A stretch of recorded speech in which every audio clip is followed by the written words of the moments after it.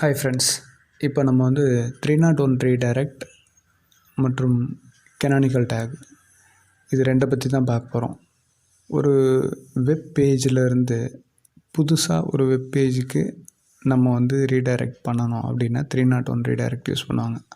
அதாவது நீங்கள் இப்போ எக்ஸிஸ்டிங்காக வந்து ஒரு வெப் பேஜ் இருக்குது, அந்த வெப் பேஜ் வந்து அவுட்டேட்டட் கண்டென்ட் ஆகிடுச்சு அப்படின்னும் போது உங்களுக்கு வந்து சரி நம்ம வந்து புதுசாக ஒரு பேஜ் வந்து டிசைன் பண்ணி அந்த பேஜை இனிமேல் இந்த யூஆர்எல்க்கு வச்சுக்கலாம் அப்படின்னு நீங்கள் நினச்சிங்கன்னா அந்த யூஆர்எல்லில் ஸ்லைட்டாக வந்து நீங்கள் ஒரு சேஞ்ச் பண்ணுவீங்க.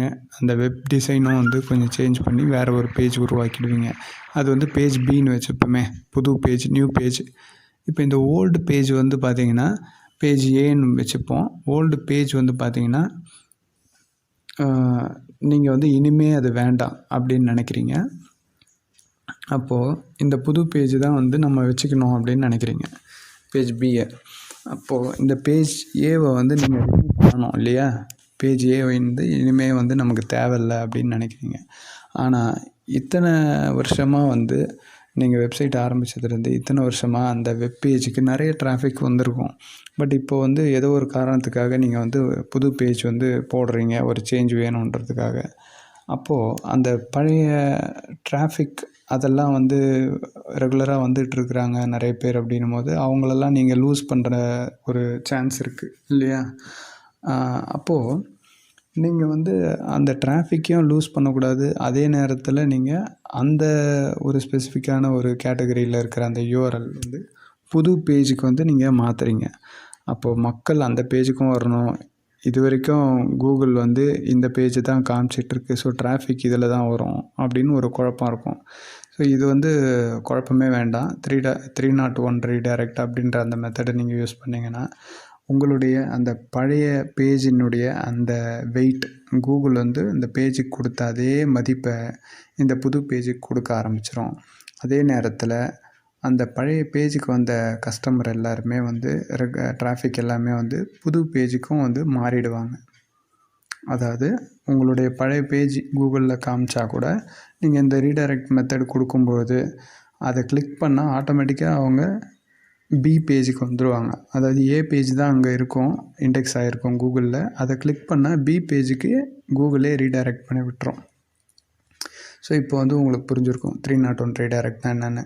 இப்போ இந்த கெனானிக்கல் அப்படின்னு சொல்கிறாங்க இல்லையா, கெனானிக்கல் டேகு, அது எதுக்காகன்னு பார்த்தீங்கன்னா ஒரு வெப்சைட்டில் ஒரு சில டிஃப்ரென்சஸ் இருக்கும். ஒரு 3 type of URL, 2 type of URL இருக்கும். இப்போ நீங்கள் பார்த்துருப்பீங்க, உங்கள்கிட்ட யாராவது வந்து ஒரு வெப்சைட்டு சொல்கிறாங்கன்னு வச்சுக்கோங்களேன். என்ன வெப்சைட்டு உங்களுது அப்படின்னா இந்த மாதிரி abc.com அப்படின்னு சொல்கிறீங்க. ஏபிசி என்னோடய வெப்சைட் பேர் ஏபிசி அப்படின்னு சொல்கிறீங்கன்னா அவங்க என்ன பண்ணுவாங்கன்னா டைரெக்டாக போய்ட்டு அந்த யூஆர்எல் டைப் பண்ணுற இடத்துல abc.comனு போட்டு டைப் பண்ணுவாங்க. அப்படி டைப் பண்ணால் என்ன ஆகும், அந்த இடத்துல வந்து உங்களுடைய ஆக்சுவல் யூஆர்எல் என்ன www. அதெல்லாம் இல்லையா? அதே நேரத்தில் httpயா இல்லை httpsஆ அப்படின்றது சேர்ந்து ஒழுங்காக வந்துடும். அவங்க வெறும் அந்த டொமைன் நேம் மட்டும் தான் டைப் பண்ணுவாங்க. இருந்தாலும் என்ட்ரு கொடுத்தோன்னே அது மாறிடும். என்ன இதுவோ அது மாறிடும். இப்போ அதே மாதிரி கூகுளில் வந்து http அப்படின்ற அந்த இது வந்து இண்டெக்ஸ் ஆகிருக்குன்னு வச்சுப்போமே.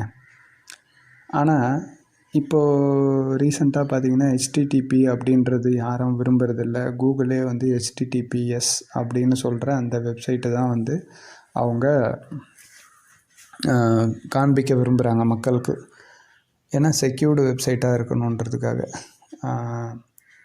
இப்போது உங்களது httpயாக இருந்தது, பட் நீங்கள் httpsஆ மாற்றிட்டீங்கன்னு வச்சுப்போமே யூஆர்எலுக்கு.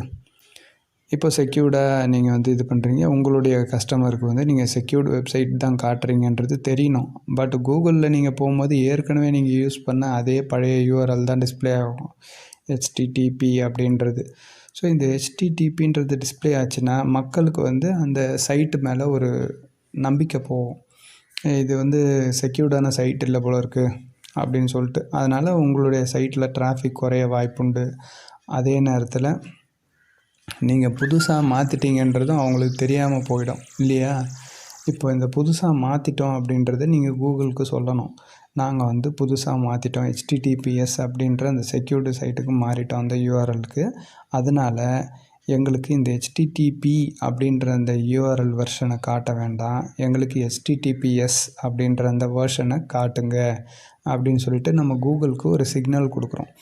இதுதான் வந்து இந்த canonical டேக் அப்படின்ற அந்த ஒரு மெத்தட் மூலமாக நம்ம கூகுளுக்கு இதை சொல்கிறோம், எனக்கு இந்த வெர்ஷன் தான் வேணும்னு சொல்லிட்டு. இப்போ நீங்கள் பார்த்தீங்கன்னா இது 2 தான் வந்து இந்த விஷயங்கள் தான் வந்து டிஃப்ரென்ஸ் இந்த 301 ரீடைரக்ட்டுக்கும் கேனானிக்கலுக்கும். ரீடைரக்ட்ன்றது வந்து டைரக்டிவ் மெத்தட் அது, அதாவது உங்களுக்கு அந்த பேஜையே மாற்றி விட்டுரும், சரிங்களா? பட் இது வந்து எப்படின்னா, இந்த கூகுளுக்கு நீங்கள் ஜஸ்ட் வந்து ஒரு ஹிண்ட்டு கொடுக்குறீங்க, ஒரு சிக்னல் கொடுக்குறீங்க, இந்த மாதிரி இது தாங்க எங்களுது அப்படின்னு சொல்கிறீங்க. அவங்க அதுக்கு முக்கியத்துவம் கொடுக்குறாங்க, அவ்வளோதான், முக்கியத்துவம் கொடுக்குறாங்க. பட் ரீடைரக்டில் வந்து அவங்களே ரீடைரக்ட் பண்ணி விட்ருவாங்க, மாற்றி விட்ருவாங்க. இந்த பேஜ் ஏன்னு அங்கே இருந்ததுன்னா கூட, கூகுளில் இண்டெக்ஸ் ஆயிருந்ததுன்னா கூட அதை கிளிக் பண்ணால் உனக்கு பேஜ் பி வந்து உங்களுக்கு காமிச்சிடும் வெப்சைட்டில். ஸோ இதுதான் வந்து டிஃப்ரென்ஸ். இந்த வீடியோ உங்களுக்கு பிடிச்சிருந்ததுன்னா லைக் பண்ணுங்கள், ஷேர் பண்ணுங்கள். அதே நேரத்தில் இனிமேல் வரப்போகிற வீடியோ எல்லாமே உங்களுக்கு வந்து கண்டிப்பாக வந்து பயனுள்ள தகவல் கொடுக்கும் அப்படின்றதுல எந்த ஒரு டவுட்டும் கிடையாது. அதனால் நிறைய டிப்ஸ் வந்து வரத்துக்கு ரெடியாக இருக்குது. சப்ஸ்கிரைப் பண்ணி வச்சுக்கோங்க, அடுத்தடுத்த வீடியோவை வாட்ச் பண்ணுங்கள். தேங்க்யூ.